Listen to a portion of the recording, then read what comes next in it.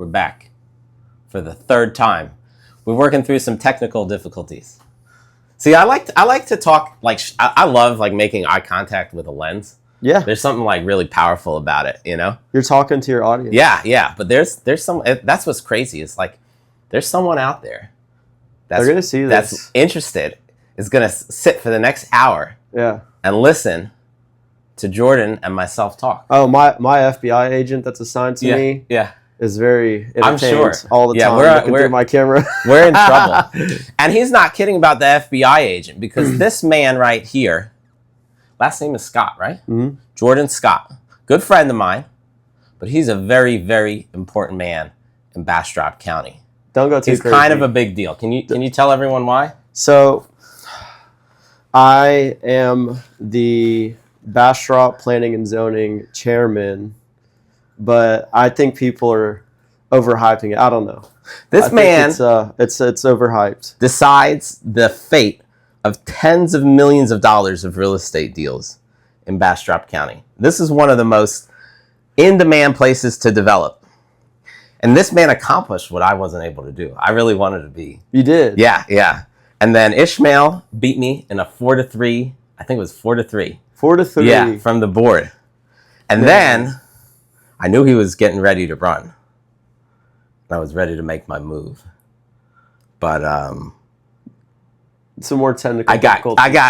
we all know the history of Judah Ross and Pete. I got a big announcement though. Okay. I just sent in my application. You did? Yeah. So, are you and Ishmael on good terms, would you say? I don't know, but I'm interested to see how he's going to be our new mayor. I know. And he's the one that makes the call. I know. I'd love to have you back. I know there was some Twitter beef online. Well, Cheryl Lee is gone. Yeah. Yeah. And I just don't. I thought it was a little bit unreasonable that they kind of went for your throat on that one.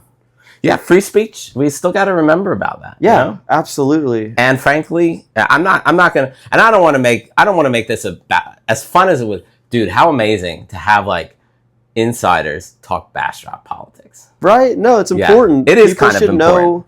But I'm not gonna rag on people who I don't want to turn it into something where like a platform. Yeah. You know, where I'm using it like negatively, but it is. The truth is, like, we should do this regularly. Okay. Bastrop politics. Yeah, because like we know Bastrop. the insiders. We've been there. We're there. It's important. Very few people know. You know, that's what really got me. Is like with some of these issues, the fact that it was like super important decisions being made, or you know, certain people having like ridiculous rants about really important issues, and like. There's 7 people in the audience and maybe like 11 people watching it streaming on Facebook. Yeah. And that's it. And like this is stuff that affects at least tens of thousands of people. It's going to affect the future of hundreds of thousands of people. It's very important. And I'm really thankful that you serve. And it really is service. I know it's not easy. And like you gotta, a lot of people like, frankly, like people get pissed at you. You know, you can't make everyone happy. But it's awesome. And how old are you? 28. Freaking amazing. Like you're way ahead of the game. You know. I mean, I moved back. I'm from Bastrop. Yeah. I grew up here. I graduated in 2015, and I've always been interested in politics. Yeah. It's always I've always really spent a lot of time. Listening to the news, digging into like the issues and whatnot, and it's like you could spend all this time running around all crazy about like international or even national politics, but at the end of the day, your backyard is what's going to affect you the most. So, luckily, I knew a few people that were already involved, and I was like, "Hey, where do you think I could help out?" And they said, "Hey, why don't you get on the planning and zoning board?" Yeah. So that's how I got my start into it, and I was terrified. Yeah. Because I've always hated public speaking. I never wanted to be in front of a crowd of people, especially being you're up on a stand in front of a group. And I was nervous as shit in my first few meetings. Yeah. Dude, I was having like panic attack, and I was like, everyone sees that I'm about to beat red right now. I bet I sound like a freaking moron. You judge yourself, and then afraid. Yeah. But like, it doesn't show. No one can tell. Everyone wants to have an opinion, but when you're the center stage, it's like, okay, how much conviction do you have to have that opinion? But that's what it's about. No, I thought it was important to get involved in the local politics. And I feel blessed that I knew the right people. Yeah. To get recommended to be on the board. And it's been a ton of fun. And I always tell people, as far as being the chair, it's like I feel like I got the position because I was the only guy that wanted to do it. Everyone else kind of shied away from the responsibility. See, if I had the patience and the wherewithal to be able to hold my tongue a little longer and not feel like I gotta, go for everything right away. I probably could have like hung around till now. And like gotten the position. But that's a testament to you that you are able to, and I don't just invite every member of P&Z on here. Frankly, they're all wonderful people.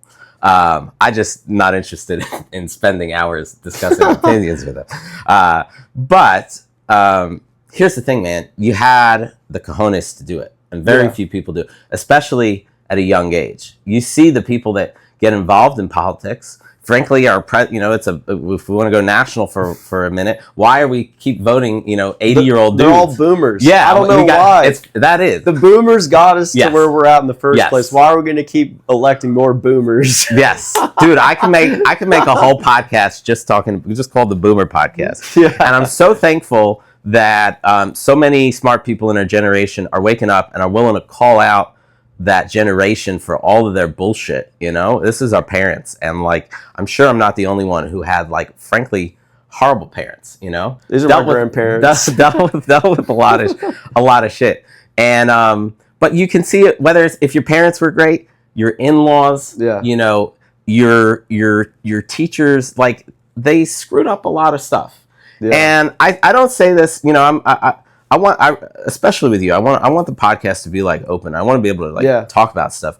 But like, I don't say this I have a lot of respect for many older people, older generations. But it's important that we as, what are you? Are you a Gen Z?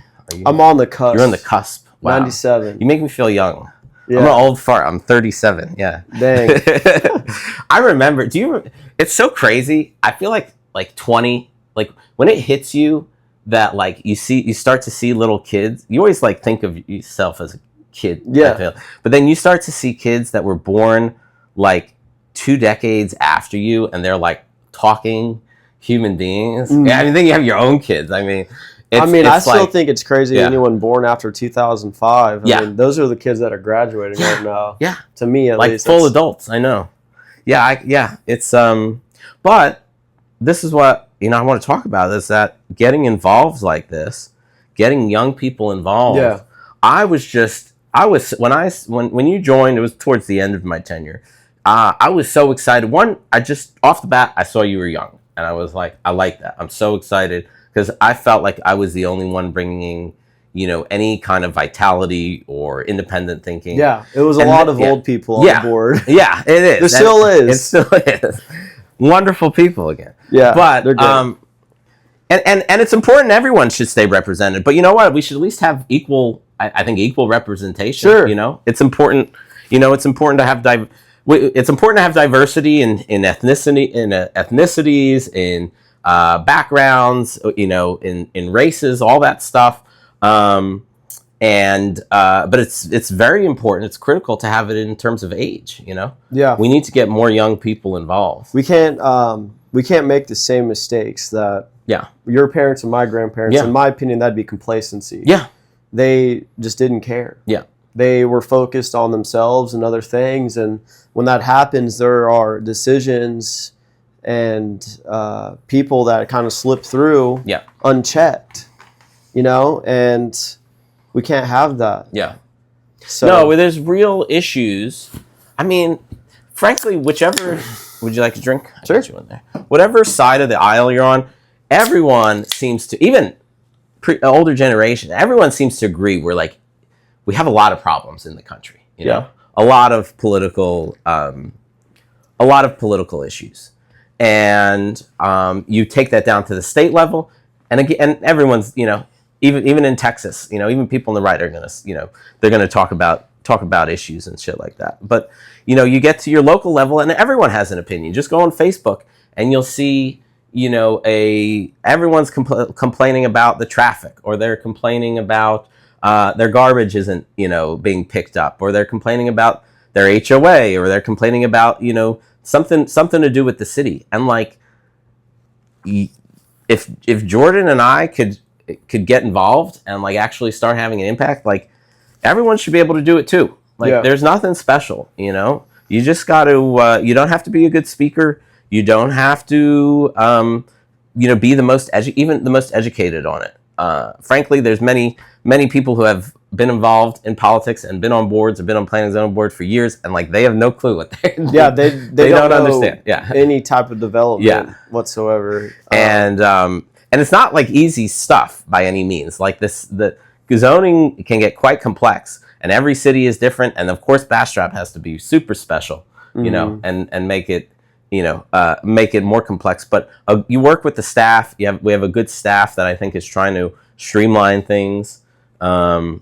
It's just I had so much fun, and we'll see if the honorable members of the city want to have enough risk tolerance to put Judah Ross back again. But it's a lot of fun. Do. Yeah, I hope they do. It's a lot of fun. I mean, there's a ton going on in Bastrop, development wise, and that's like I saw that, and that's what brought me in and saying, hey, like let's make some positive changes, because if you take a look back at the sentiment that was about in Bastrop before this regime change happened over the past couple of years, it wasn't good. Not a lot was getting done in town, because the code that was drafted in and adopted in 2019 corked all of the development, because essentially they tried to mold Bastrop into like a downtown Austin. We're not talking just the downtown area of Bastrop. We're talking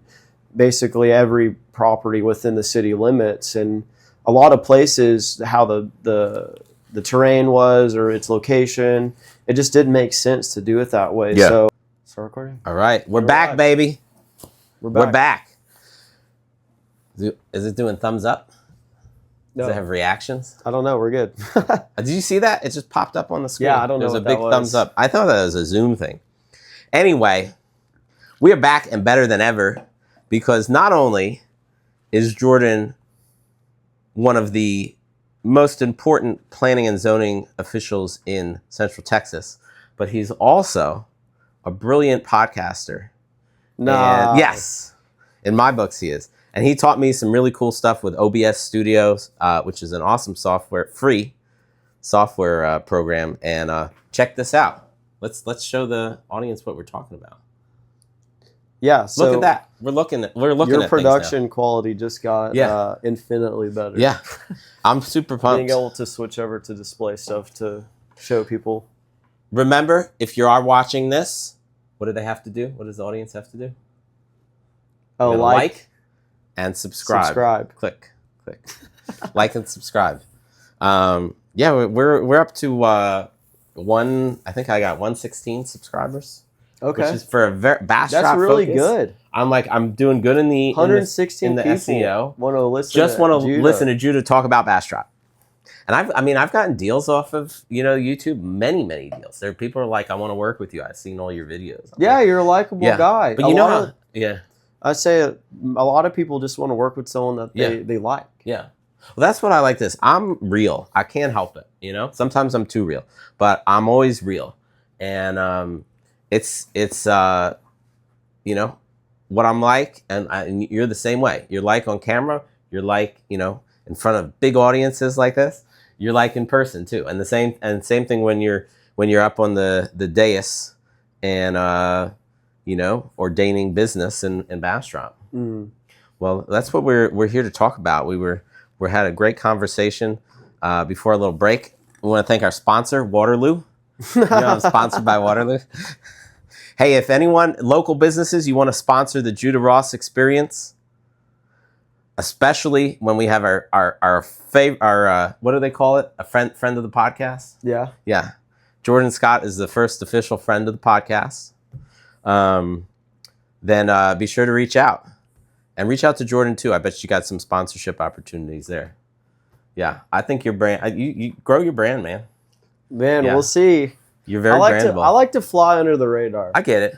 I don't want to draw a ton of attention. Yeah. That's why I like being on a board. Yeah. It's drawn attention more than what I would like. Yeah. I don't know. I don't want to be in a spotlight. I like just doing me, and if you like it, you do. And I think that's the key, is to live your life and not pay attention to the spotlight, you know? Yeah. It's a good analogy for, like, we're in our beautiful studio here in Bastrop, Texas, and we got fancy lights up, but you can't pay attention to them. You just pay attention to your friend that you're talking with, the lovely audience at home behind the lens, you know? Yeah, for sure. And that's what people like. That's what people like. But man, so you grew up in Bastrop, yeah? Yes. Okay. Where which elementary did you go to? The best one. Which one? Emil. The best one. I feel like Emil's a solid one. I don't know. I don't know any of the. I really don't know the other ones, but Emil's. Did you enjoy it? Oh, Emil was great.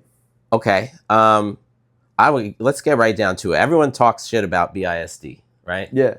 I've got so many people, real estate, they're like, well, it's got a D rating. And I was like, well, I can't deny that. But at the same time, I know so many great people and generations that have graduated and gone their whole education. And you're a prime example. Yeah. Gone through it, very successful, great people, very smart. And so what's the deal with BISD? Well, if you want my honest opinion, from my experience personally, elementary was great. Mm-hmm. But you're also dealing with, what, like 6-year-olds? Sure. 7-year-olds? Up to, what is it, 11, 12? 11, 12, yeah.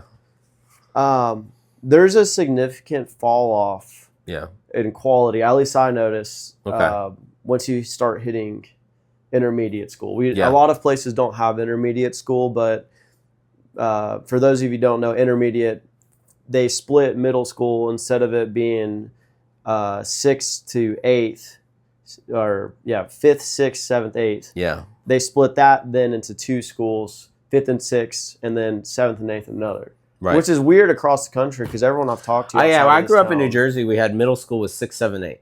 You went elementary, whatever, pre-K, 3, 5. So elementary goes up to 5. Yeah. And then middle school is 6, 7, 8. And it was one middle school, 6, 7, 8. Yeah, that was middle school was freaking hell. And, here is K to 4. Yeah. Then 5, 6. Yeah. Then 7, 8.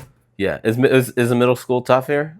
I mean, for me were you playing sports? School was never hard for me. Yeah.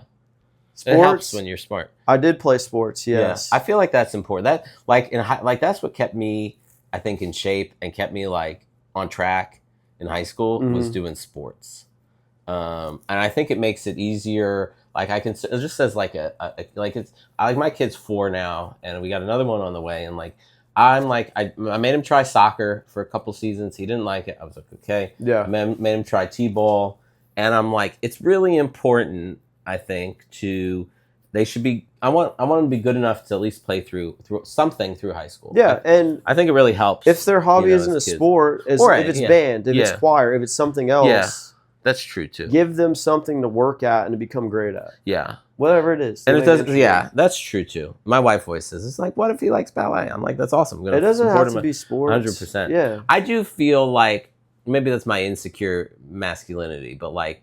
As it was, I feel like those years are just middle school, high school years are just hard as a kid developmentally, Hey, I've seen some really masculine ballet dancers. Yeah, that's true too. That shit is hard. Yeah. It is not easy. Yeah. The women that do ballet, oh, I know. There's some tough motherfuckers. Yeah. They destroy their body for that. Oh, I know. It's real stuff. You know what?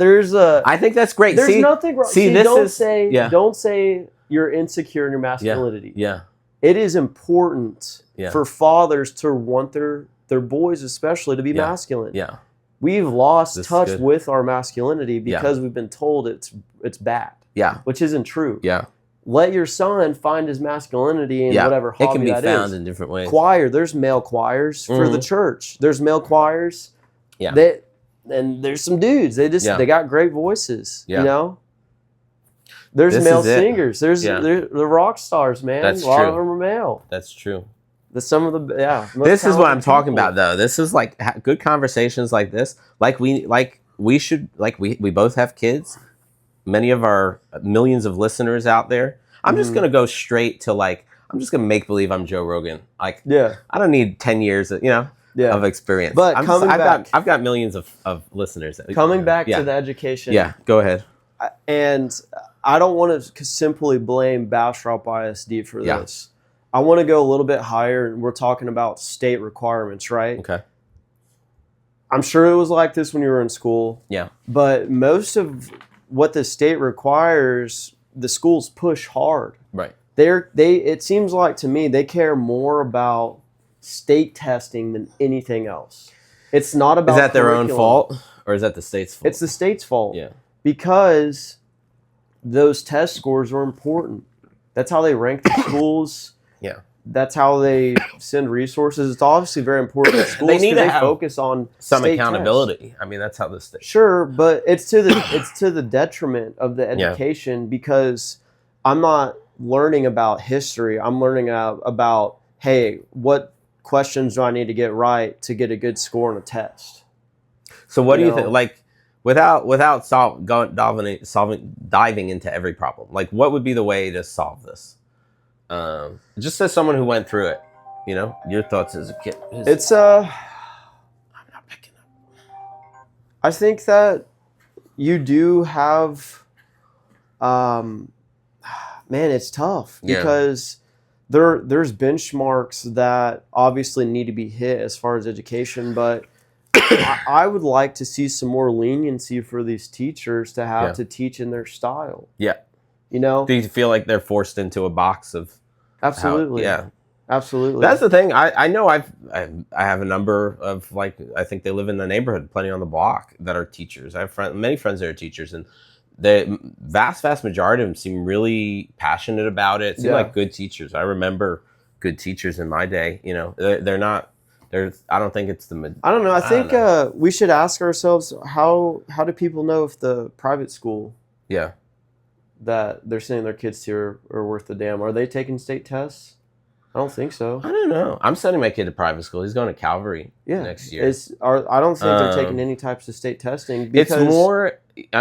Is this a really I need to look into that, but I'm judging it like I know other families that send their kids there to Calvary, and I've paid attention.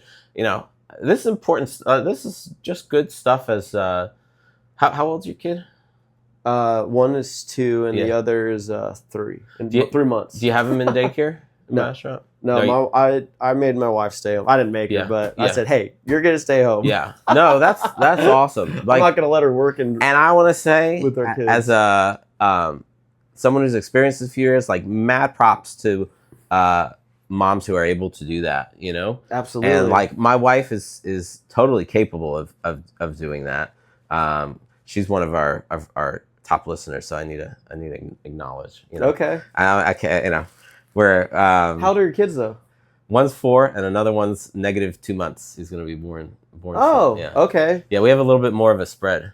I just thought it was important for my wife to be able to stay home because my kids are younger, and as they get older and they go to maybe they start going to school. Yeah, I told her, I'm like, if you want to work, go for it. But I think I see at 4 or 5, they really would benefit from social environment. They benefit from the enrichment of a more formal curriculum.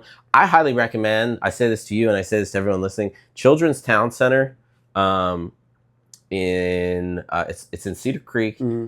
It is Miss Yenny is the owner there, and she is incredible. It is, I think, the best. I've looked at many of them. Yeah. I tried. We were at Bastrop Montessori, and I am not shy about saying it was a horrible school, and I do not recommend sending your kids there. But how old do your kids have to be to send them to school? So Children's Town Center, it goes up to 5 years old, but you can start as young as 6 months. Okay. Yeah, and it's is it a daycare? They have both. They have daycare and pre-K. It's really well run. It's got a state program, so they provide food. They provide all three, breakfast, lunch, and a snack, and they have good curriculums. But what matters when you're looking for a place to send your kid, and like this is important to talk about, is just our millennial men show, because this podcast can go so many different ways. Our audience is infinite. Yeah. But I mean, these are discussions that younger fathers, first-time fathers are having, and like localized to Bastrop, we both have like real knowledge and expertise. Like, I have the question every real estate buyer that comes here is like, what about the schools? So I want to just be able to talk. I want to talk openly about it. I want to talk about like problems that we have in Bastrop. And obviously, there's so much I love about it. And I want to talk about that. I want to sell Bastrop to everyone. But I think just like we have the opportunity to have like real conversations, and I think that's really will help make Bastrop great. So I say this out there to all the lovely people starting Bastrop, Texas podcast, because there's so many of you. I think it's wonderful. I want collaboration. I want to like anyone else who's doing a podcast or as a Bastrop realtor, like I want to like chat with you and like have these conversations. We're all here to help promote our community and to help make it better. Of course, that's what I have to say. Okay, so zoning. Where I came to after, I don't know, it was like a year and a half or something on zoning is like, I like to break things down to like fundamentals, you know? And like, what are we starting with? What's the base? Like, how do you approach things? Because the truth is, zoning has, municipalities have tremendous amounts of power over what people can do with their property. Yes. It's crazy. And I think, like, especially in Texas, where we're very much a private property state, like the legislature is realizing that. And they've been taking away significant powers from municipalities. And I think, it's, and this is a whole nother thing we can talk about, is how that power is abused, and I think a lot of people feel that way.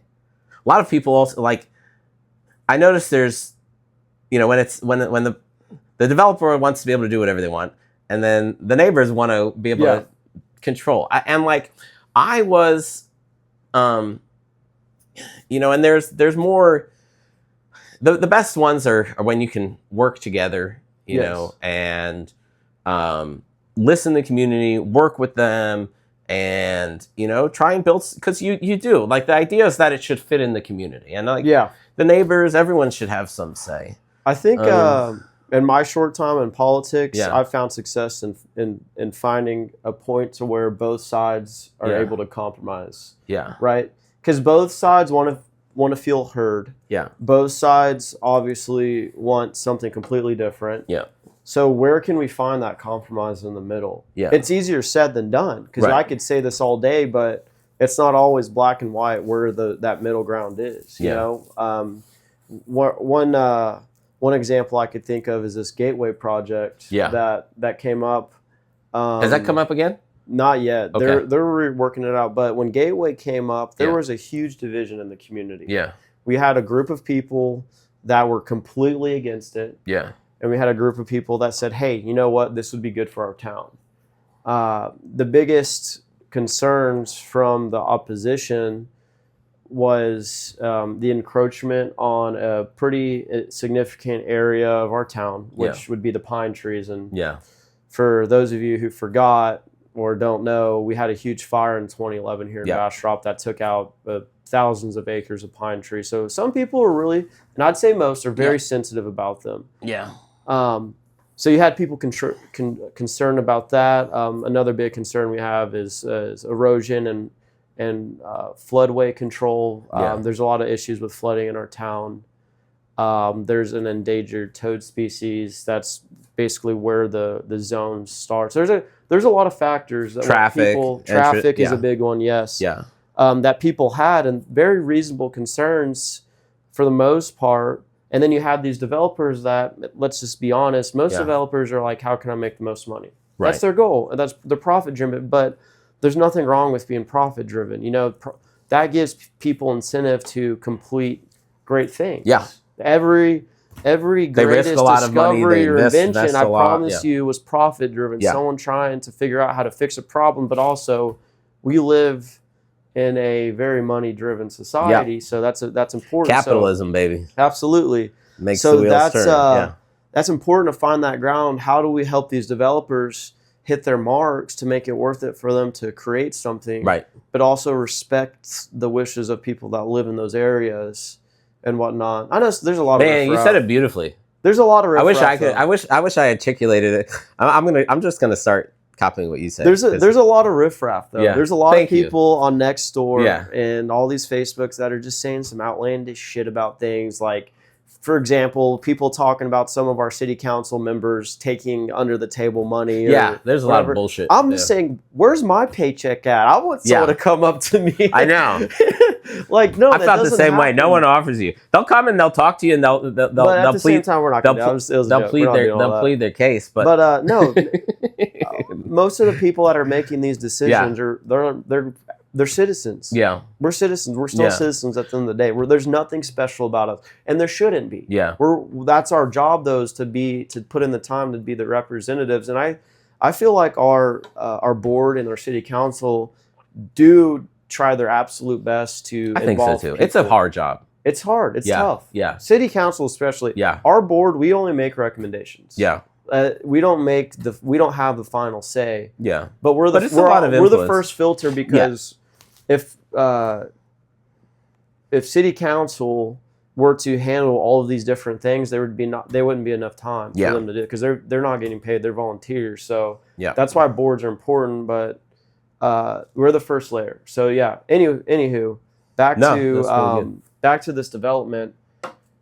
There's a lot of opposition. There's a lot of people that want it because it's a big development, and they were including shopping areas, housing, a big event center that would replace ours, which ours is a little too small for some of these bigger like shows and trade shows and whatnot. That in reality, these things bring not only tax revenue, but a tons of tourism and money into our town. So obviously, like somebody like me, I want to see something happen in those areas that's lucrative for Bastrop. Also, too, it's like, how do you find that ground to where everybody's happy? Yeah. In my opinion, on that specific property, I think they were encroaching a little bit too much on that residential area. Yeah. If they could have built some sort of transition, like maybe widening, because we're talking like these buildings that they're suggesting, and not just some small building. We're talking huge apartment, like garden style apartments. We're maybe 50 feet away from somebody's fence line, you know. And here's the thing. This is why I pushback. This is why I was so where I came to at the end of my tenure was private property rights are the foundation of this country. Yes. And certainly in Texas we need to honor that. Yeah. I mean, and so much of this stuff is like, it's not like we're P&Z and the community, and Gateway was a great example. Like, they can come out and kill a deal, and like, according to the letter of the law, I'm like, how were we really, able to do? Like, they did all their they did all the steps necessary. They'd been working with the city for a long time.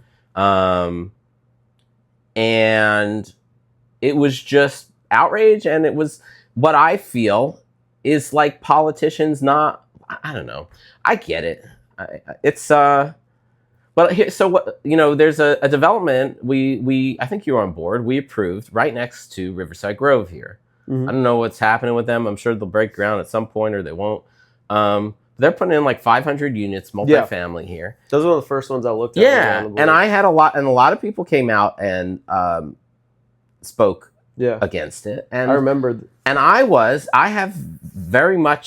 invested in this community. I own here. I want the quality of life to stay really good. And I said, and And to Ishmael's credit, who lives here too, and he actually, I think, backs up on one of the cul-de-sacs, we said, like, we need housing in this community. And, like, that's how I felt about Gateway. Like, I'm in real estate. Like apartments here, it's gotten a little bit better in the Austin area, but apartments are incredibly overpriced. And I knew many people below the poverty line, single mothers, older people who, like, can't afford, you know, a one bedroom is minimum 12, 1300. It's 2 bedroom. You know, you have a kid, minimum 1400. And there's like not a ton of inventory. And I think one of the things that really drove me crazy is, like, one of the people that came out and spoke against it was Gateway specifically, was the lady who's the apartment manager for that place next to Buc-ee's that would border them. Yeah. And she's literally like, it's going to cause too much traffic. And, like, I asked her, how much is rent? She's like, it starts at 1400. And I was like, how many available? She's like, we don't have any inventory. We have a wait list. So I'm like, how can you do that? Like, you know, and I just, like, feel like I grew up very poor. I've been poor at, you know, times in my life. And, like, you know, housing was a luxury, you know, and there's many people that are experiencing that. And like the people that serve on P&Z, and then the people that show up to meetings, certainly the people that have the luxury to spend their time, like, are not the people that would benefit from something like, sure, you know, you and I would have access to the shopping, but I'm like, what about the people that need a rent here? There's really a lot of people like that, and they need to rent something affordable. And so, you know, ultimately, like, you got to play politics, and you need to be willing to hear people out, and sometimes things just need to wait a little. But, like, the fundamentals, the fundamentals really bothered me, that, frankly, that, like, it's even a question that, like, the city, that we have so much power to kill a project like that. I'm also going to say, because I'm not, at least for now, I'm not on the board. Like, the developers seem fine. That guy, I don't know if he's done any more projects. The architect, he's you gotta approach. They didn't know what they were doing. He was extremely ambitious, and we're talking like a town that reacts to just little changes. Like he was talking about putting an 8-story building in a town where the tallest building is what, 3. But we're going to have the 8-story building at some point in the next 5-10 years. Maybe. Some people don't want that. What do you want? My job, me personally, I feel like it's okay to have your own opinions, and then also this is follow. This is Jordan's opinion. Yeah. If we had one spot where it's like, hey, this is the centerpiece, or this is a big piece of the town. Yeah. I wouldn't be upset with the taller building at all. I don't think it's going to ruin the town having one 8-story building. Yeah. In my opinion. Now, what the community wants, they don't want that. But that's the beauty of what I do is when I'm on the board, I'm not there for just my opinion. I'm there for what do I think, and what does the community think, and what's the sentiment? Too. Are we really getting with such little participation, like the people with the loudest mouths, the people that are showing up to meeting, the people that are starting petitions, the people that are like, are they really representing the majority, or are they just the ones that have the loud minority? I think we have a loud minority problem here in Bastrop. Yeah. And you can get lost in what they're saying all the time. They say some good stuff. Yeah. But they're also not the only people with opinions in this town. So I try to do my due diligence. Yeah, I appreciate that. I listen to the people that obviously come to our meetings. Yeah. I talk to people around town. Yeah. I talk about this stuff all the time. I see what people are posting online. Yeah. And just kind of get a feel for it. Now, it's just like he said, there's not a lot of people that get involved, so it's kind of hard to get a true, like... I got to imagine, like, 50, 60... Like, Bastrop's good, solid people. And I got to imagine, like, 50 to 70% are just, like, hardworking, heads down, work and family and, faith or country, whatever, and they want to just live their life. They know Bastrop's growing, and they just, they want it to grow well. They don't care. So, and so where I come, and a lot of them don't care. So, But like how I got really involved in P&Z is like I grew up in some really fast growing towns. I grew up in this little town in New Jersey called Lakewood, and it's 95% Jewish. It is like they call it the Jerusalem of America, and it is like it's a crazy, as you can imagine, like having such a concentration of us. It is a crazy place. What's it like? Well, it's been the fastest growing one. My people have a lot of kids. Like they'll like 5 to 10 kids is not abnormal. And there's like a 2-lane highway still going, the main artery through the town pretty much. And it's now, they're probably at like 130,000 or something. It grows like exponentially. It's the fastest growing like in the country. Has it always been? And it's been, it's been like, yeah. But it's just developed, because it's a somewhat an insular community, and it's developed in a very interesting way. And, everyone's into real estate. Everyone's trying to make a buck. And I have a question actually about that. Yeah. So you don't really see a lot of concentrated areas of ethnicity in America. We're pretty diverse. Yeah, but there is. Michigan has a lot of like Muslims. New York does have a lot of Jews. And so let me ask you this, because I've never grew up in a community. Yeah. What's it like living in a community where you're the absolute majority? Like your it's so insular. So this was a very religious community, and you'll find this amongst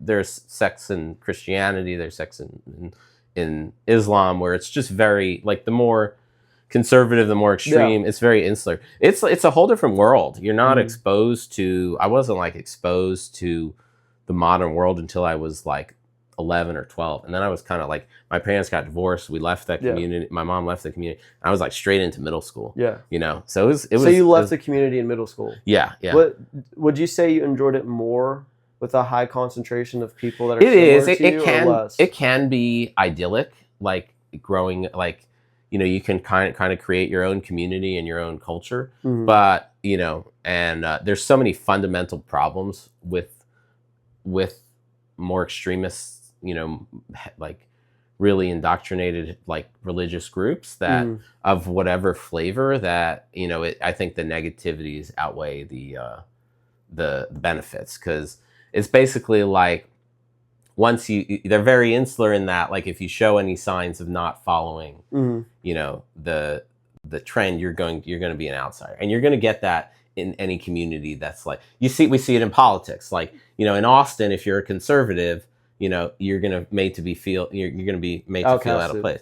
Here we're kind of a mix, but like we're probably majority conservative still, at least in the county, and like you drive around with a Bernie sticker or whatever, like you may someone may flip you off. But I don't know. I think diversity really is great. Because I want to, that's what I want to do on the podcast. I want to learn from everyone. I want to be exposed to different opinions. I've always kind of been of that mindset, but I saw just tremendous growth, and I saw politics at play. I saw how they started like getting on planning and zoning was like the first step. Once you control that, you can control development. You can have more people in. Then you start getting on city council. But and there was good and bad. Are you talking about in the old community? Yeah, in Lakewood. But there was good and bad. But I saw how things actually happen. Like, would you say you had more cohesion than a diverse community, or less? More cohesion, but I think it was perverted in that way, because I think there was a lot of growth at the expense of like improper development. Like so like not like infrastructure is everything. Like that's why I talked about the 2-lane highway. That's where I think P&Z comes into place, where city, is that we should be like, you want to build, like a nice hotel here, with a convention center, with public parks and stuff like that. That's great. Like, you're bringing in money, you're bringing in jobs, but we need to make sure we have the infrastructure. So like, and that's, the city can't use that as an excuse not to develop, but the city needs to be building out water lines, building wastewater, building, electric, roads, all this stuff. And that's why, like, I really liked what we did with the impact fee. Yeah. And like I've spoken to developers, including D.R. Horton, who's building Val Verde, the big development. Like they had 30 deals closed that they weren't able to move in because they were arguing with the city over how much they're going to pay for a water meter. Yeah. And like, no, I'm like, I know the margins on these guys. I'm like, I don't love developers. Like I bought my first house in 2022 during the boom. And like I spent a year looking, and like I went to DR and I went to Lennar, and all these guys were greedy as fuck because interest rates were super low and the market was sky high, and they were making like, they were building a home for 120 and they're selling it for like 400. They do that all the time. They still have very nice margins, and so like I want them to be paying. I like Bastrop. Like we should be getting as much as we can out of the developers, but I don't think we should be. And we should make sure it's responsible and that the infrastructure is in place. But I like the gateway. Like a gateway was a great example. I don't know. I mean, the other thing, and you got to keep them. You got to keep on top of them because like Sendero, as they now call it. We used to call it. What did we call it before? The one on 969, the development there. Oh shoot! It was like Pleasant Valley or some shit like that. But where they have the apartments up now, and you're talking East or West Burleson?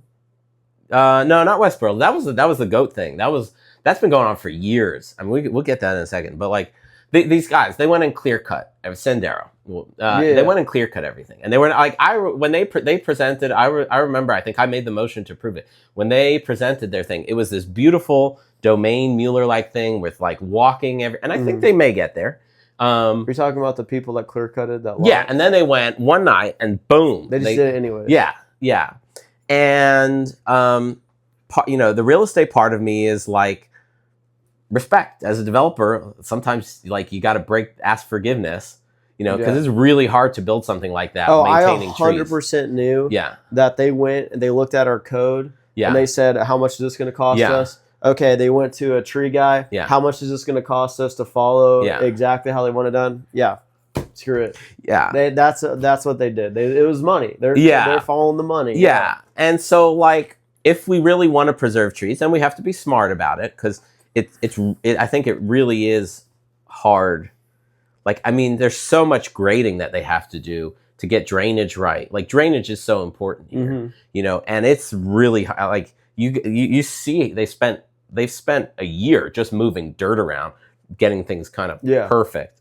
And that's critical because we're going to have a lot of impervious cover because we need to have a lot of stores. We need to have a lot of parking.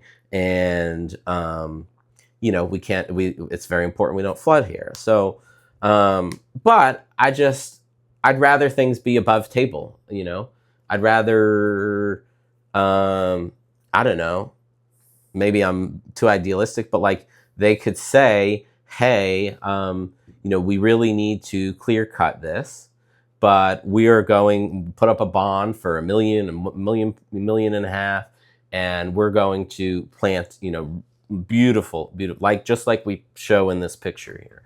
And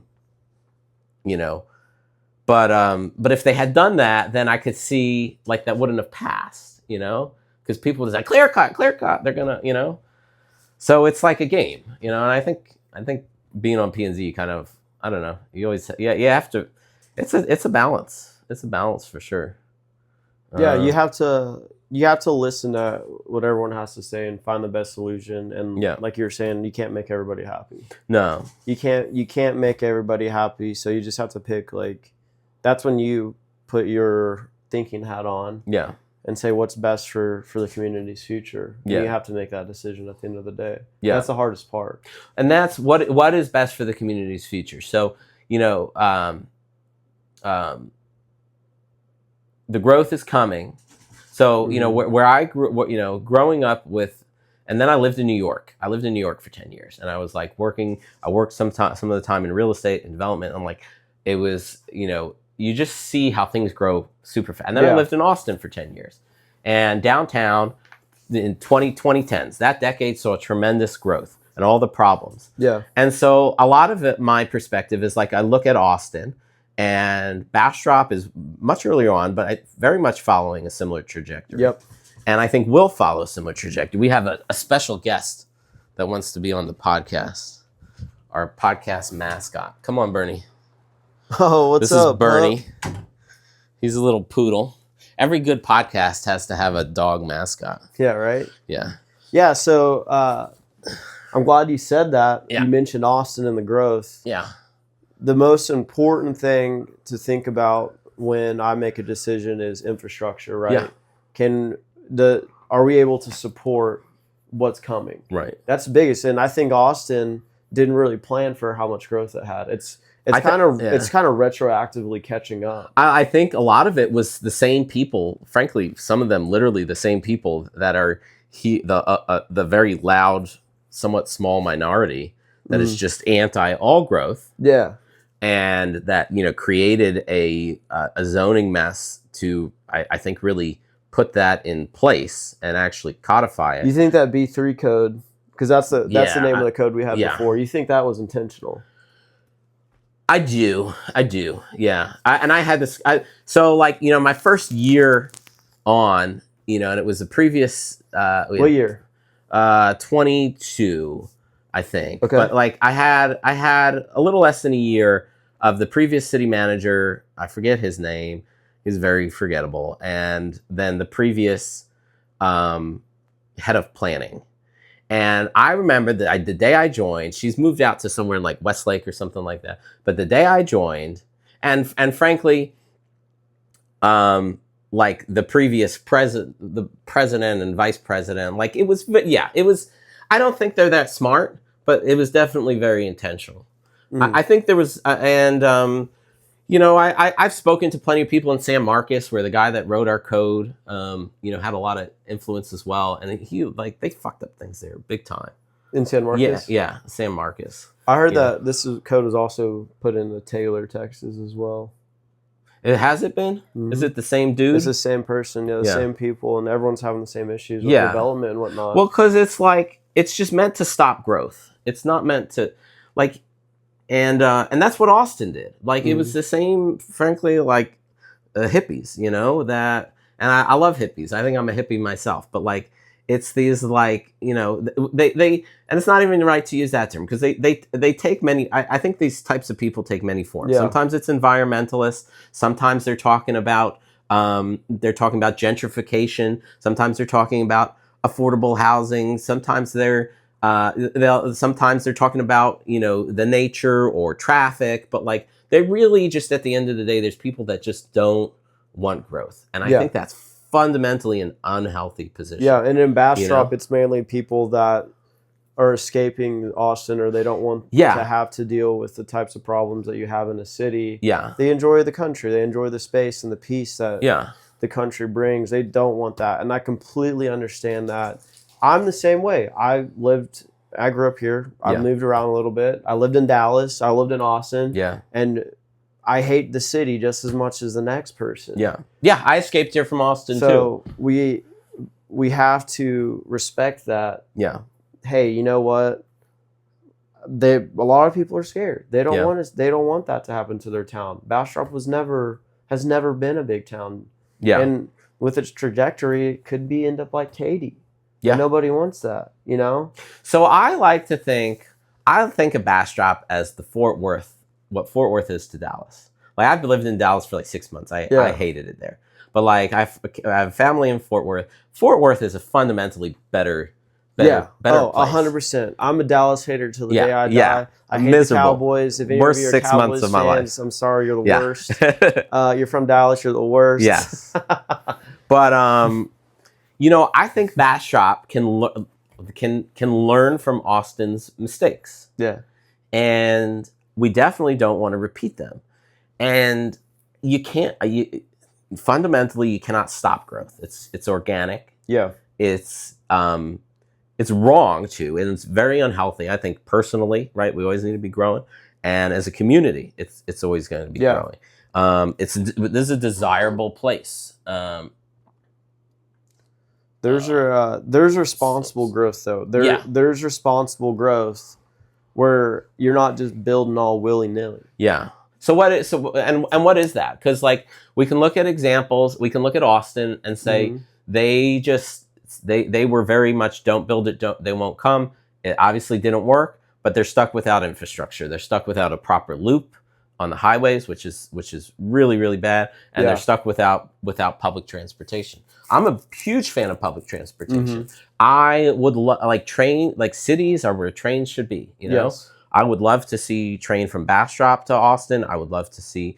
I'd love to see buses downtown. Let's and now's the time to start it. I think carts, which we have, is actually it's a decent start. I know plenty of people that take it into Austin every day, but I'm like, and I want to preserve our nature. Like I'm very active. One of the next guests is going to be Chap Ambrose. I think so. Yeah, I have to introduce you to him. But he started the Keep Bastrop Boring. He lives right next to the boring company. Okay. And he's a really smart dude, has really kept them in check. And I think has been very successful. And one of the biggest things was they wanted to build their own wastewater treatment plant, a small little one there that wasn't going to be super effective, dump it into the Colorado. And instead, we had a huge amount of people turned out. I went and I spoke. And was that a county hearing? It wasn't. It was TCEQ. Okay. Texas Commission on Environmental Quality. And instead, the proposal was they tie into the city's just built this brand new water treatment plant. It's high tech. We brag about it. It's downstream, but most importantly, it's a much the product is going to be much better, for the environment and for everyone. And like we said, no, we want them to connect to it, and they're they're expending a large sum, millions of dollars to build that wastewater line, and it's going to benefit everyone on 969, and we're going to enable more healthy development there. So it's not all on MUDs and septics and stuff. Yeah. So like I think that's a great example, and like I think there's a lot of people that are like I consider myself pro-growth. If you need to throw me in a box, I'm pro-growth.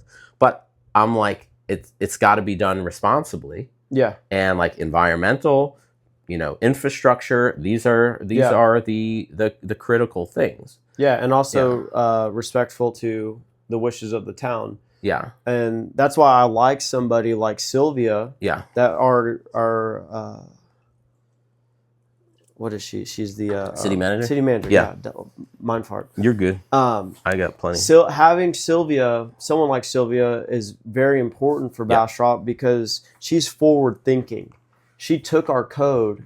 Yeah. She's scraped through it probably. I'm sure she's spent hundreds of hours going over it. No, to this point. I'm a huge fan of her. And she's like, hey, if X is coming, we need to make Y changes. Yeah.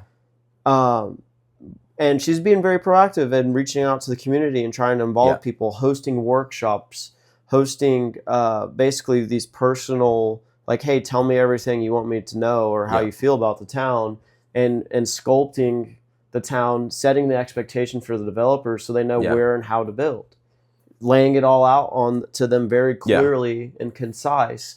And that's where it's important, is acknowledging that growth, but then also being proactive in controlling it. And that's what we're doing as a city right now. And I believe that it's going to be for the better because now we know exactly where things are going to go. Yeah. We just finished, for example, our future land use map, which shows developers exactly where we as a city want things to go, commercial, residential, mixed use, all that good stuff on a map. They could take that up to their current zoning map, and when they're going to develop a property, now they know, hey, you know what? The city of Bastrop already told me this is where all the commercial space is going to be. Yeah. I'm going to buy this commercial property. It's not commercial, but I know I'm going to get that rezoned done. Let's go get it done. So knowing where it's going to go. Do they have the map online? Yeah. Can we, Sure. Yeah, you go ahead. So knowing where you want to place buildings and you know how you want to zone and shape your city really sets you up for success, because now there's a plan. There's a plan for the community, for their expectations. There's a plan for developers and their expectations, and everyone should be on the same page. Now, when these developers want to go a little bit outside the box, which I think we're open to, and make changes, we have tools for that. A lot of the times, some of the biggest changes that we're making are minimum lot sizes. So the city just said the minimum lot size in Bastrop's a third of an acre. Which, is that just in the historic district? No, that's the entire city. Okay. Which, in my opinion, I thought was a little harsh. So that means I think that's pretty big. It's huge. Yeah. To me, I thought the idea. Pull up the future land use map. Okay. Is it in here in the comprehensive? I thought it was a little excessive. However, these developers are now allowed to go and do what's called a PDD or a planned development district and requests for smaller lot sizes. So the PDDs are a tool that we allow developers to have if they want to be creative and they want to maybe build something a little bit more unique. As long as it fits, we can get it done. But then we can extract concessions from them. Yes, exactly. We can say you're building parks, you're building this road, you're doing that, you're maintaining roads, all that. So it works. It works for everybody in that regard, and the city can really have a say in those PDDs. So I think we're good. We really have a plan as far as how we want to see our growth. We have a plan for infrastructure. We have a plan for our roads. Yeah. It's just a matter of time for where now they're starting to make changes and to build different things. I'll say it all day. Sylvia is the best thing that happened to Bastrop. Absolutely. I know some people have some beef with her, but she's been nothing but great to work with, and I think she does an excellent job in communicating with the community. She's done great. She was one of the first, before it was officially the Judah Ross Experience Bastrop, Texas podcast. It was just the Living in Bastrop YouTube. She did an interview, and very successful. Got lots of views. I'll pull this up for everyone to see. Yeah. Look at this. This is what Jordan and I were doing during our commercial break. He was teaching me how to set up that beautiful scenes in OBS. Yes. Thank you. So here's our future land use map. If you could see here in the middle, that big red strip, that's that commercial space I'm talking about. But we created this map, which it hadn't been updated for years. I think the last rendition was like 2016? It was 2016. They still have the old one up there. This is an important tool for a community and developers for everyone to be on the same page on, hey, what do they want to see our town to look like? Yeah. This isn't what it currently looks like. This is what we foresee it to grow as, or how we want it to grow. It makes sense. Put your commercial along 71. Mm-hmm. That's where you're going to have it. And it's not going to sprawl. Right. So in Katy or in Houston, it sprawls all over. Yeah. They could have built anywhere they wanted commercial, but here, we'll keep it concentrated to the highway where it makes sense. We keep all of our traffic at the highway. Yeah. Ideally. That's where it should all stay at. As long highway. And that's where it's got to go, you know? I think that'll be healthy. This is beautiful. Mm-hmm. I can look in the browser here, right? And it's not going to. Yeah. It's still. And everyone can see it, so you can make changes. The browser. Okay, so let's. This is great because let's take a look at the 2016 one. Oh, that's the 2016 one right there, isn't it? Land use and community. It's right there. Is it just the comprehensive? Plan. Yeah, it should be it. Yeah. So here's the 2016. Let's see. Is it? Yeah. 2016-32. Let's see. That was back in the Anne Franklin days. You remember Anne Franklin? No, I don't know who that is. Yeah, she was she was city secretary. She quit in the past year. Ken Kessler was the mayor. David Bragg was the interim city attorney. I don't know any of these people. Lisa Paher, planning and zoning, city council. Ken Kessler, Willie De La Rosa, Gary Schiff, Deborah Jones, Bill Patterson, Kay Garcia McAnally. Planning and zoning was Lisa Patterson, William Ennis, Connie Schrader. This is before she ran for mayor. That's a long time ago. Patrick Connell, I know Patrick. Tish Winston, Lee Witten, Richard Kindred, Debbie Moore. City staff. Who was Marvin Townsend? Dang, they went through a lot of city managers. They used to go through a lot of police chiefs too. Steve Attic, Mark Wovas, Trey Job, Anne Franklin. Who was? So this was their. Here's planning director Melissa McCullum.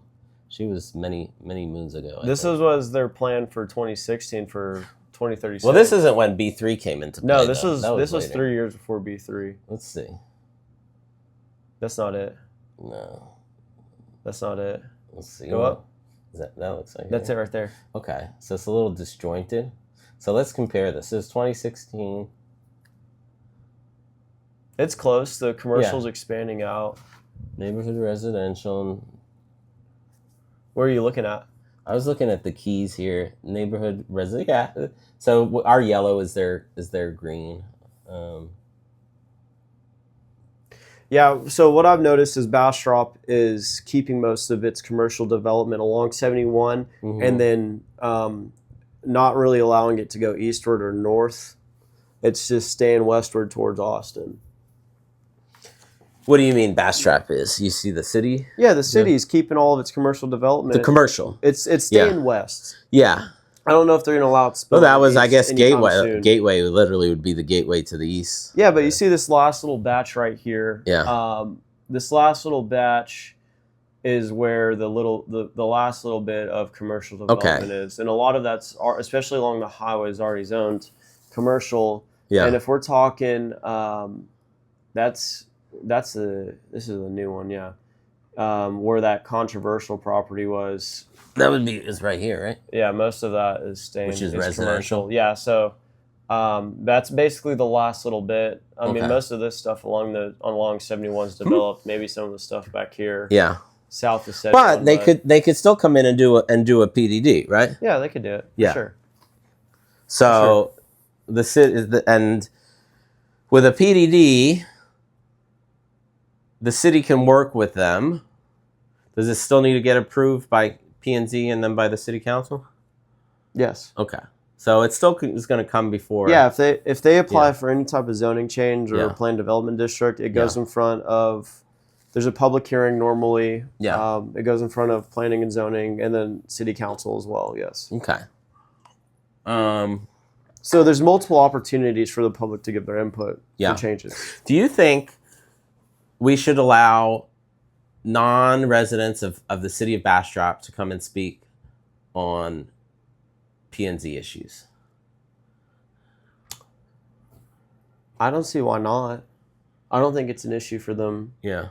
But why should so like when you choose where to live, like if you want to be on P&Z, you need to live within the city, right? Yeah. And part of the reason I did that is I want to be involved in the city government in some extent. That's why it costs more to live here. I'm paying half a point more in taxes.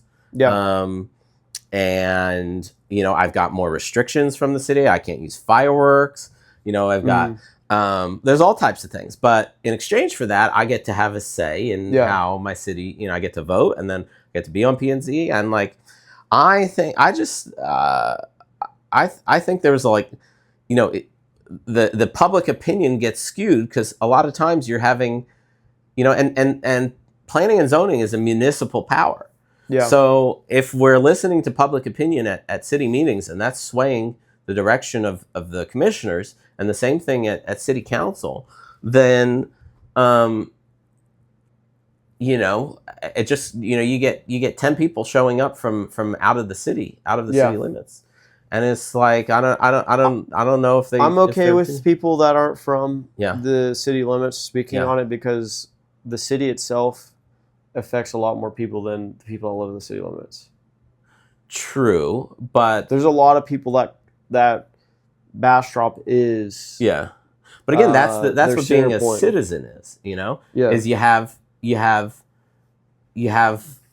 benefits and power like voting, but and then you have responsibility. But like the people that should, it's like, you remember Starship Troopers? It's a famous line, like if you the movie, or before your time. It's showing my age here. Anyone who grew up in the 90s. I feel like I should have watched it. It's a classic. You should totally watch it. But like they're all, it's a somewhat dystopian, futuristic.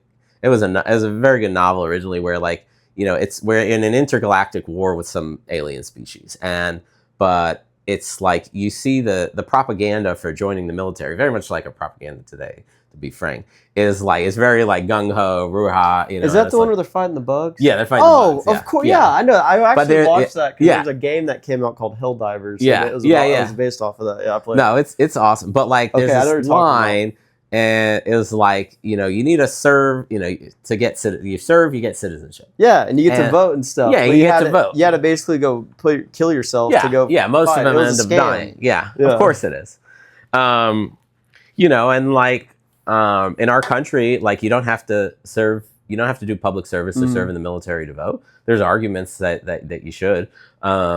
But we certainly have a higher, we have a level of respect for people who are willing to commit themselves, for a good cause. But you do have to be a citizen in order to vote. We're somewhat having this discussion at a national level, but we all agree pretty much at the end of the day, you got to be a citizen to vote. So, obviously, someone outside of city limits can't vote.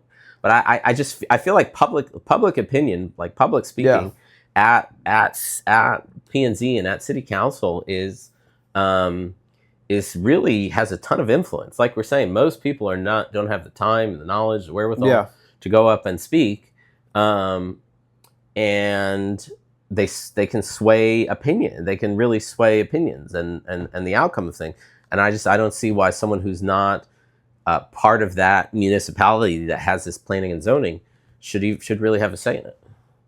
I think they should. I think like the counties have limited government. You live in the county because there's limited taxes. There's limited government. They don't tell you what to do in the county. Not as much. No, very, very, very little. But go to county meetings, speak up there, and the county. But I don't know. It's a stupid little rant of mine. But, and without naming any names in particular, there's certain people that I think are very, very vocal on things. And I think if you really want to influence the outcome of Bastrop, freaking move to Bastrop. Be part of the community, pay our taxes, and get on a board and speak up all the time. But this is just P&Z things that P&Z people talk about. I doubt anyone else shares my opinion. Maybe.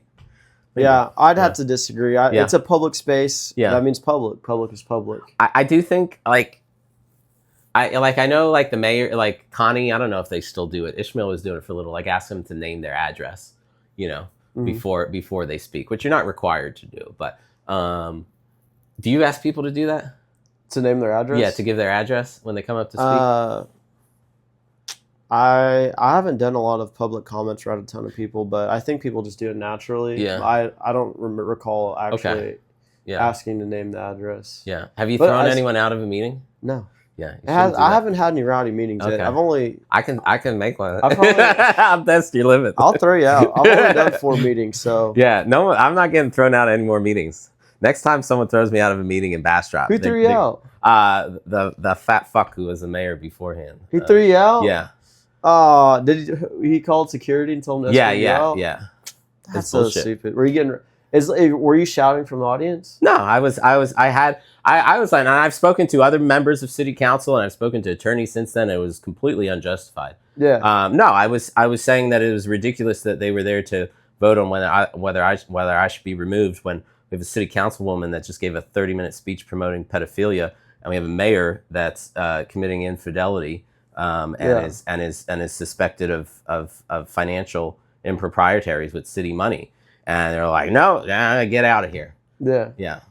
And Vicky came up. I think I remember that. I'll probably watch that one. A lot of these meetings I watch. Yeah. You got put in handcuffs? No. I was close. That'd been cool. They don't know who they're dealing with. Because I for the right cause, I'll do that all day. And it backfires, when you get a little too aggressive.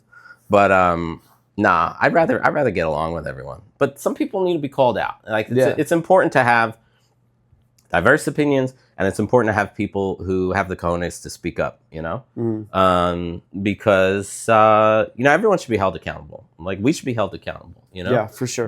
There needs to be checks and balances. But overall, I think, I don't know, I'm super optimistic about Bastrop. The fact that you are chair of P&Z, I think speaks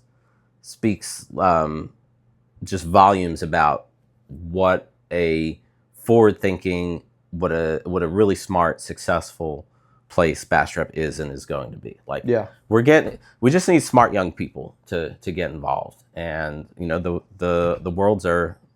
the future is ours. There's so much opportunity here. It's incredible. Yeah, I really hope we could find some more people my age that want to get active, because I know the world hasn't been too kind to my generation. No, fucking hard. It starts off as soon as you get out of school. We were all lied to go to college. Yeah. A lot of us have debt. Throw you into massive debt, and which then drags you down forever. You spend 4 or 5 years of your life, get a ton of debt, and I'd say majority of people don't even use their degree. Yeah, and you graduate into a shitty economy. We don't get a good job. Yeah. Inflation's at all-time highs. It's nuts. Housing costs versus incomes at all-time highs. People just got their plates full. Yeah. It's time for us to take back this country. Yes. The Federal Reserve. Federal Reserve. I'm with you. That's number one. Number one is the Federal Reserve. A lot of you, if you haven't done your history, Bitcoin, baby. That's the way to escape. 1913 is the day our country died. Yeah. Because they signed in the Federal Reserve. Yeah. It's all fake. I could go all day about that. No, let's do it, man. I'm not in a rush. That's my passion, is about the financial crimes of our. Well, I was my awakening into politics. I think like many was definitely like early 2010s with what's his name, with Ron Paul. Okay. And there's we can go and spend many podcasts and talk about things and political ideologies and journeys and stuff like that, but I really, it's really nice to bring it down to local level, like what we're actually involved in, because it's like the real deal. And like, we need to fix a lot of shit. We need smart people making decisions. We gotta we need people who are thinking of the future. You're thinking of where you're gonna like live in 10, 20 years, and where your kids are gonna go to school, and where you're not like, people who don't have a vested interest in the future of Bastrop are not going to care as much about it. And then like developer, so you have to, that's why you got to question developers. Like, are you really interested in, do you want to commit to this community? You want to do it right? You want to stay here? I want developers doing that, but like I want, we want people involved in politics to be people who are not just thinking, hey, this is how I had it and I want it to stay that way at all costs. But people who are realizing, what Bastrop truly is. And like, you can't deny it. Bastrop is the only area left in the fastest growing metro area in the country, Austin. And like, it's coming. There's nothing you can do to stop it. Like, because here's what happens. And this is what I've seen in different places. I've seen it in Austin, New York, and New Jersey, is if you have those people who just stop it, who just say no, like stick the head in the sand, we're not having growth. The money eventually gets, and the potential for profit gets so strong that you get things like Austin, where they can just buy out politicians completely, or they can just bulldoze through with attorneys. That's what like happened with so much, like B3. The city kept on getting sued. With like Pecan Park, like that's how it got developed, because they sued the city. And then another commercial development was like that. So like you end up, and then you have all the issues you have with Pecan Park, where it was done in a poor way. The engineering wasn't right. They got like they're flooding, and they got to deal with it's like the back erosion. half of the property is falling off into little the erosion. But a smart city with a smart city manager and a smart planning and zoning commission and a smart city council are like knowledgeable of this and are thinking of this. And I have, frankly, like Ishmael's been on for a long time. I wish him a lot of luck, and I have high hopes. I think it's a short term. Maybe Judah Ross is going to be running in a year from now. Who knows? But if the podcast is successful, I think having experience on planning and zoning actually sets you up really well for. That's some of the biggest issues you deal with. Is the zoning and the development issues. I mean, we've had some meetings where we've had hundreds of people turn out. Yeah, it's pretty crazy, It's insane. Yeah, Yeah. Since Gateway, what were the issues where you had like the biggest turnout? Anything else come up?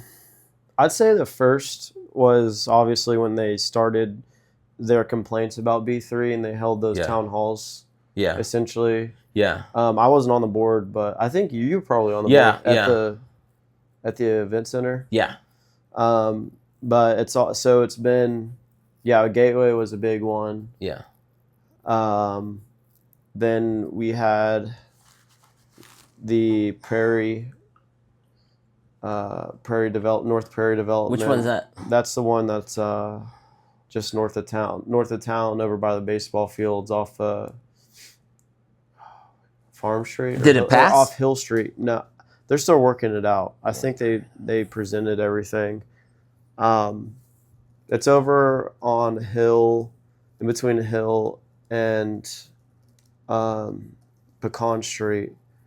But that was a big one. It didn't pass. It's just one that's been North End. That was going to be affordable. Yeah. Okay. I need a rant for a little bit here because okay, this I love Bastrop and I love the people here. Everyone here knows that. But like there is some real classism and frankly I think that a lot of it is racism. That whenever someone starts talking affordable housing. You want to get people out in droves? That's what I said. Like, you want to get people out in droves? Talk about affordable housing. Talking about people being able, which means not affordable housing. It means people being able to afford a place to live. But that wasn't the case for North Prairie. Yeah. Was it bullshit? Affordable housing doesn't mean cramming 100 properties on a small property. That's where the people were. I don't think. I know. I get what you're saying. No, I agree. There's plenty of shitty developers. This isn't Section 8. We're talking. These are nice. Going to be nice buildings. Okay. The issue is people have concern with how many they're going to be in a small place and how that property is encroaching on in a historic part of the neighborhood. Yeah. Also, too, that area is very prone to flooding. Oh, yeah, fuck North End Prairie. I forgot which one we're talking about. Yeah, that is shit.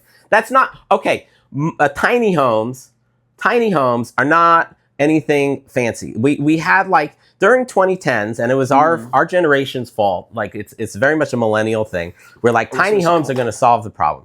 Here's the thing. I've lived in an RV. You gonna pull this up? Yeah, let's pull this up. All right. I've lived in an RV. It is absolutely miserable. I've bought and sold many mobile homes. It is not a great way to live. Tiny homes, especially if it's on a park, and like a mobile home park we call it trailer park trash for a reason. It becomes the worst. It's the worst possible way to develop and to provide housing. Yeah. And that's all this developer wants to do. And yes, they're not even mentioning the fact that this unnamed said developer is trying to flood that entire area. Because there's not adequate retention pond, there's not adequate drainage. They want to send all the flood to city property, and this is also a prime example. And this is what I talked about. I saw growing up, where developers are going to get involved in city politics in order to have their own beneficial outcomes. And I think I work in real estate. We have other people on the board that are in real estate. And I've always even when it was something as simple as the food truck park, whether they had to have trees, I made sure to, what's it called where you excuse myself, because I was... Recuse yourself? Yeah, recuse, right? Yes. Because I was friends with and I was working on the food truck at that point.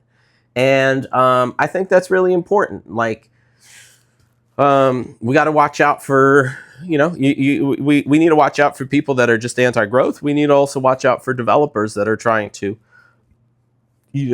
use the city for their own personal gain. So I'm really happy. This is a bad development. Yeah. But I wasn't chilling for some reason. I switched to coffee. The one that they were gonna good call. I'm gonna do. You like whiskey? Oh, I'm not whiskeying right now. No. Maybe in a later day. Yeah. Dude, we're killing it. Love whiskey. This is exactly what I pictured in a podcast. Yeah. Just two bros hanging out. Yeah. talking, so it should be. Just talking shit, you know? Mm-hmm. And, but this is great. Like, I can name this the Bastrop Development Podcast. And frankly, anyone who's interested in developing Bastrop should really listen to this, because you've got two insightful, impactful viewpoints that no one else is putting information out like this. No. You know? And this is really what I want to do. Maybe you can help me. Is like to chop it up, you know, into like, we talked about this I need some AI to do it for me. Yeah, you know what we'll I'm talking talk. about? We'll talk about that. We'll talk after the show. We'll talk after the show. But yeah, you know, affordable housing. I remember when this project next to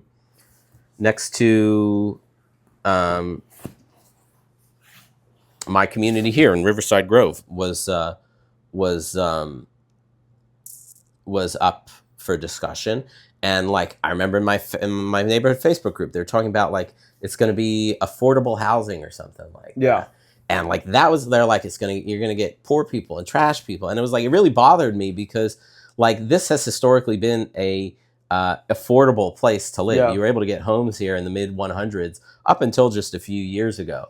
You know? Affordable housing is the biggest crock of shit I've ever heard in my entire... I hate that term so much, because affordable housing isn't just building small dwellings or whatever. Yeah. Like, affordable housing is a lot bigger than that. And the solution isn't... What's the solution?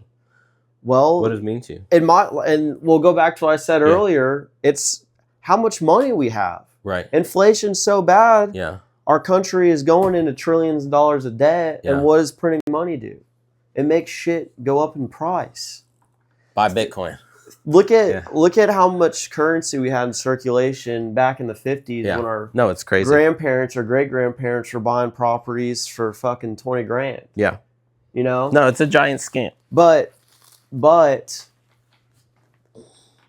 the answer to affordable housing isn't like I said, building these like really tiny, weird looking properties. Like that's just... What about multifamily? I mean, you know, your traditional... I think, it just depends on... 3 to 5 story. Not everyone wants to own their own property. Right. A lot of people don't. Obviously, like, affordable housing is having more dwelling units in the market, or more inventory available. Yeah. Yes, but you come to a point where like you can't cram too many people in spot. Like, you'll just run out of, like, it's just not...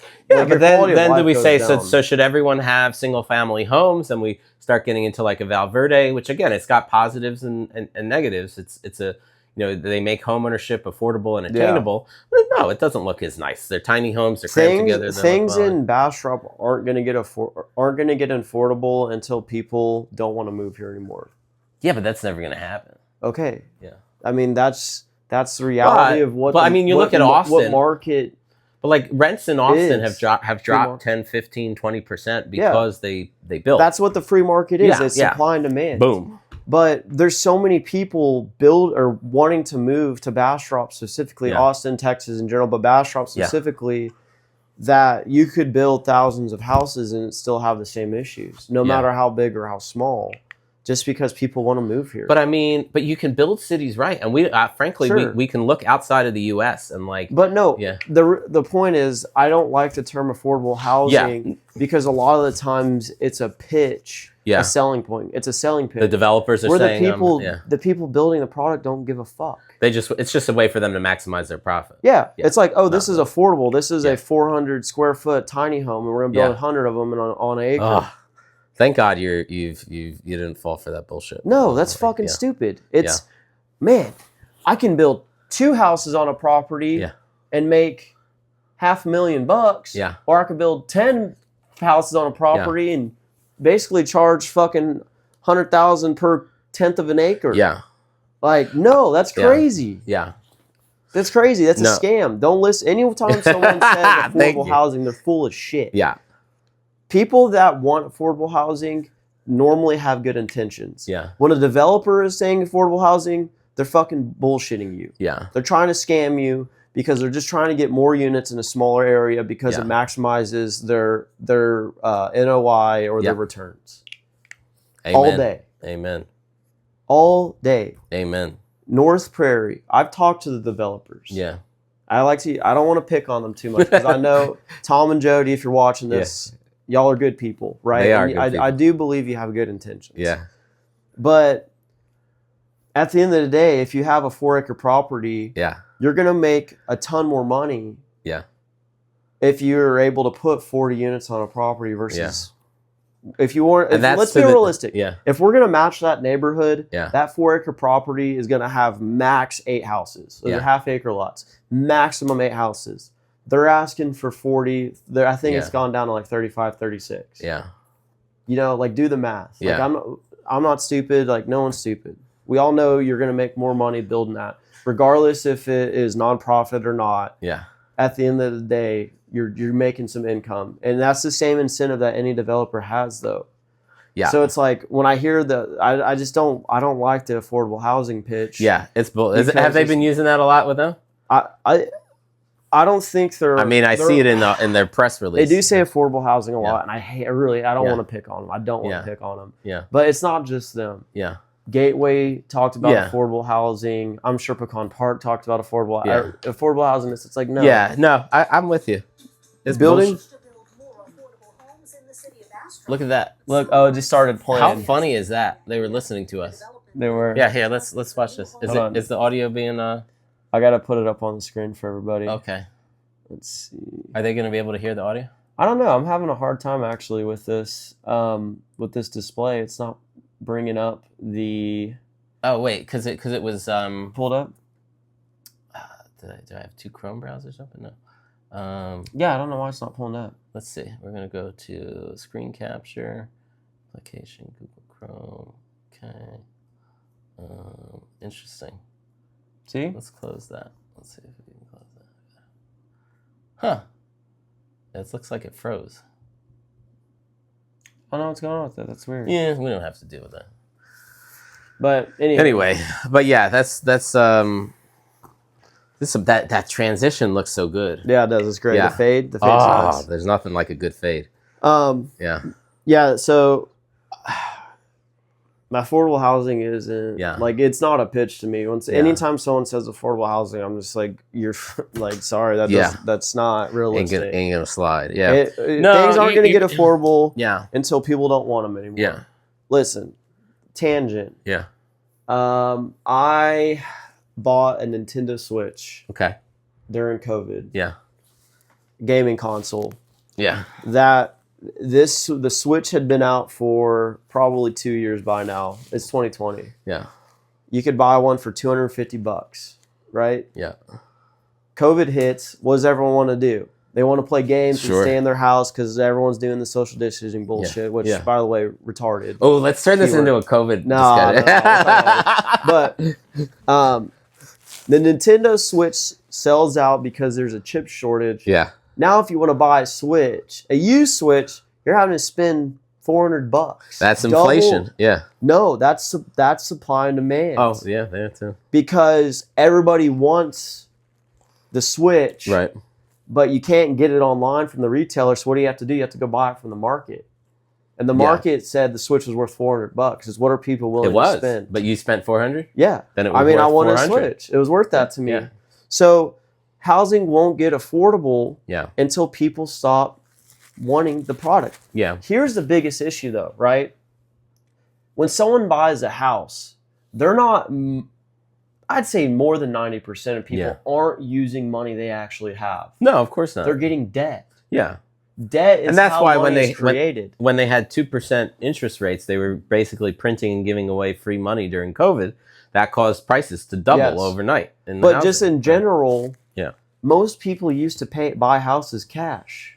We're talking decades ago. And I think since World War II, I think we've had I think that's when I'm actually studying. I have my real estate license. I'm actually just started. I'm studying for my loan originator license. So I want to be able to do that stuff too.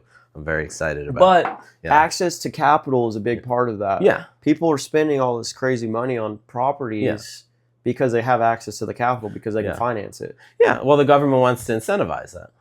But also that hurts people because now if you want to buy a house, you're competing with people that are getting loans. And it's like, now it's like you have to go through this financing process to buy properties. Well, yeah, there's a lot there. I mean, there's a lot that could be said about our current housing finance system. I think there's a lot of improvements that can be made. There's actually talk about Trump taking Fannie and Freddie Mae, which basically control the housing finance market, out of whatever, I forget the word, but it's government control. So they're going to have a lot more freedom, which can lead to more options on the market. It could also lead to 2008 again, where there's like irresponsible loans going on. So it's a balance. He's fine. He's an old poodle. But no, to me, a biggest thing for the affordability aspect is just access to capital. Yeah. And when more people have access to money, the more expensive things get. Like you mentioned, when the rates were low, more people are buying. And man, we're talking in Austin, the property value skyrocketed. Yeah, 100%. Because everyone was buying, but now it's slowing down. Yeah. And they, so they put the brakes on it. I don't like that. I don't like that intentional control of interest rates. Personally. No. It shows you it's not a real market.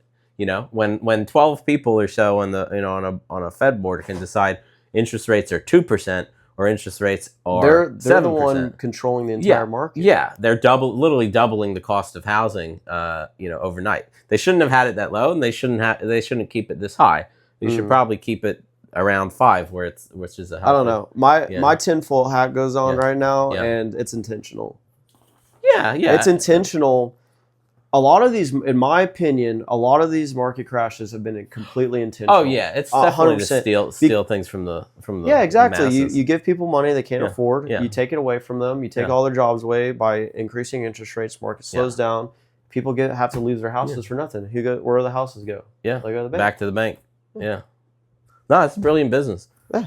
It's the biggest. But that's why the biggest scam we've ever had. That's why you got to work in real estate, because you got to all the money's in real estate. Like the country runs on it. So just having your agent or broker's license allows you to make a small part of that large amount of money that's going on. You're making the market happen. Tell me about your mobile home business. I'm really interested in it. We like to talk real estate. Top secret. Yeah? No. Okay. We like to talk real estate on this podcast too. Yeah. We love Bastrop. We love real estate. We love Bastrop real estate. But we also just love real estate. Yeah. So do you want to talk I want to talk about it? We can talk about it. I think actually my background, my business background, I started in real estate. Yeah. Just for a few years. Nothing crazy. Yeah. I was renovating and remodeling houses. Yeah. And I started 2018. You out there swinging hammers? No. Actually, it was mainly the people I was doing it with, my partner at the time. Yeah. I was mainly learning. It was somebody I knew from school. That's the way to do it. And I managed a couple of the houses. That's great. And I learned a lot. And when I moved back to Austin, I wanted to do it on my own. Yeah. And I ran into, we want to talk about real affordable housing here. Yeah. I ran into people selling mobile homes. Yeah. And I ended up just selling just the mobile homes without the real estate. Oh, you can close that. Yeah. I ended up selling just the mobile homes without the real estate, and I found out that there was a real need for professional used mobile home retailers in Texas. There's a ton of people that wanted mobile homes. Yeah. Oh, it's huge business. There's a ton of people that needed homes to sell, and there was no there was no professional service handling that. Yeah. A lot of the clientele I deal with when I'm buying these homes are out in the country, inherited property. It's same as investment real estate. Yeah. It's inherited property. It's, hey, I have this home, I'm selling it, I'm getting a new home. There's a lot of different reasons. And then the people that are buying it, we're selling to a lot of people in the Hispanic community. Sure. They're buying property. They're doing it right, honestly. Yeah. I'm jealous of a lot of these people I sell these houses to. They're buying acreage out in the country. They're putting 3 or 4 mobile homes on their property, and their whole family's living there. Yeah. It's great. Yeah, I deal with them all the time. They're doing really good, hardworking, build up great businesses, and are invest really, really well, really smartly. Yeah, so that's my business. I basically, awesome. I go to people, I buy the mobile homes, and then I resell them with the services that you'd get at a new dealership. Yeah. We move them. We get them installed. That's really cool. I'd like to. I think some of the best, smartest investment right now, is out in the county. Buying tracts of land, subdividing it, putting decent mobile homes on it. Yes. Renting it or but not selling mobile it. home parks. No. Here's the biggest opportunity I see right now. We're talking about doing neighborhoods out in the county on unrestricted property. Biggest issue you normally face is water access. If you can get an agreement with Aqua, whoever, good luck. Or whoever. A lot of these people that I'm selling to are moving their homes into mobile home friendly communities. Yeah. Where it's like, let's say you take a 30-acre tract, you break it up into 1 or half-acre tracts, and it's mobile home friendly, and people are allowed to move a mobile home on there. Yeah. That's affordable housing right there. Mm-hmm. Mobile homes are affordable. They are. And most of the time, these rural properties are pretty cheap. You know, people are buying these half-acre tracts for like $60,000, and they're putting a mobile home on there, and they're all in they're all in sub 200. Yeah, but they own their land. Mm-hmm. That's the key. And what mobile home parks, you don't own the land. No, you don't own the land. And you're at the jurisdiction of the park management. And same thing with the tiny homes, right? They're not selling off those parcels of land, right? It just depends. Some people like the north end. What was their plan? Do you know? They were going to be all like site built stuff. It was no mobile homes or tiny homes. They were doing townhouses. They were doing no, the one on Pecan and Hill. Yeah. Oh, okay. It was a little more like. Did they change it around? Because they wanted to do tiny. I thought they wanted to do tiny. The tiny homes, yes, they're tiny homes, but they're site built. Like they're on a foundation. Yeah. Oh, good. At least they're going to give them land tone. But So a lot of these, we're talking big developments. I'm seeing a lot of people buying these tracts, subdividing it, and allowing people to move mobile homes into, and that's who I'm selling to. Yeah. So these are communities. They look like neighborhoods, but they're mobile home neighborhoods. Now you would think there's a stigma to people that are building these mobile home communities, but most of the ones I go to, they have paved roads. They look really nice. They just have mobile homes. There's a really nice one behind the Hyatt Lost Pines. Yeah. It's Pope Bend. Mm-hmm. If you take that out there, it's all half-acre tracts, and the prices there have actually appreciated quite well. Mm-hmm. Which so if you do the community right, then you definitely can. I think having deed restrictions, or even better, having an HOA of some sort, is important. I think in any subdivision, like I was on the HOA here, and like I think it's critical to keeping orderly and preventing one person from putting 10 cars out on their front lawn, But no, I mean, you actually help provide affordable housing. Yeah. They're not like these big shot developers claiming, who want to make millions of dollars coming in here claiming, I'm going to bring affordable. No, you're actually doing it. We don't do any financing. People come to us with cash. And we're buying the homes cash. We're doing our whole business cash. So I'm curious. So if I go buy a new Palm Harbor double wide, what do they start at? If you want to buy a double wide, you're not spending anything less than $120,000. Okay. And what if I'm buying it? What's the average age of like a used mobile home that you sell? 2000. Okay. If you buy a 2000 double wide from me, you'll spend $30,000. That's great. But if we're talking move, install, all of that stuff, you're under 60. Okay. As install, if you don't update it. Is that including putting in water and like under 80 with water, electric, pad, like all getting that stuff. That's affordable housing. But but you have to have cash. That's the only problem. Okay. With the Palm Harbor, they'll finance all of that, but you'll end up close to $200,000. Yeah, all that stuff. They tax you. Is there anyone who finances used mobile homes? Yeah. This is a huge issue with the mobile home business. With used mobile homes, if a home has to move from one property to another, there is no financing. Yeah, I'm dealing with this right now. I have a property. It's a great property, beautiful 5 acres. Like the land itself is worth maybe arguably 300. They've got a nice mobile home on it. It's actually on a pad. It's not even just on pier and beam. So what's the issue? But it was moved. They had it in Houston like 40 years ago, and then they moved it down here. And conventional is and Fannie Freddie loans, conventional FHA, they're not going to loan on that if it's been moved. Yeah. Even though it's in great condition, it can get an engineering report, all that stuff. It's kind of bullshit. There's mobile home specific lenders. 21st Mortgage. Yeah. So I'm dealing with Vanderbilt. Them. Will they loan on rates used? are freaking ridiculous. Will they loan on used stuff? Yeah, they will. What are the loans? What are the terms going to be? What are the rates? Freaking maybe 9-10%. That's Even still for it's not bad. higher, I mean, like the highest qualified individuals are like 9%. Yeah, but I mean, it's if you don't have the cash. Will you work? Do you work with them? I have before, yes. Yeah. I'm doing a deal with them. It's a new home, but they're the ones doing the loan, and this deal's taking like 6 months. You know, crazy. Hey, they're hard to between deal me with. and you, Yeah. a lot of the times, like FHA, like if you tell them, it hasn't been moved. I know. I was too straight on this one. They don't. I mean, I'm not. Listen, disclaimer. I'm not encouraging people to commit fraud, but through the grapevine. Yeah, I've heard the same. I've heard that they don't even check. Yeah. They just ask you. It's just a box they have to check. Yeah.